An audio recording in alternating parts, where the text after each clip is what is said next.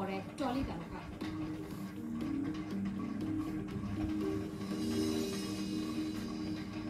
Sourav, I am really sad. তুমি এটাকে একটা বিচ্ছিন্ন ঘটনা বলছো?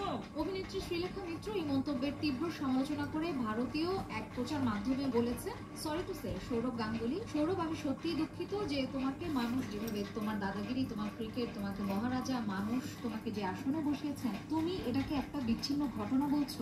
আমরা যে মানুষগুলোকে ওপরে রেখেছি তারা মানুষ বলার যোগ্য নয়। এছাড়াও অনেকেই সৌরভকে এই মুহূর্তে বাংলার আইকন মানতে নারাজ। শ্রীলেখার বক্তব্যের পর এমন মন্তব্যের তীব্র প্রতিক্রিয়া জানিয়েছেন স্বস্তিকা মুখোপাধ্যায়। তিনি সরাসরি সোশ্যাল মিডিয়ায় লিখে দিয়েছেন, তিনি কোনোদিন দাদাগিরিতে যাননি আর কোনোদিন যাবেন না, নিজের ইচ্ছেতেই যাবেন না। ধর্ষণ ও খুন কোনো দুর্ঘটনা নয়, আর অবশ্যই এটা কোনো বিচ্ছিন্ন ঘটনাও নয়। ধর্ষণ এবং খুন দুটোই ইচ্ছাকৃত।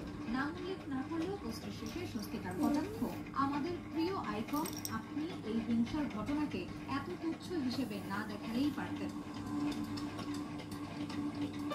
জানা গেছে, দাদাগিরি সঞ্চালনা করে সৌরভ সাপ্তাহিক আয় করেন 1 কোটি টাকা, মাসে যেমন 4 থেকে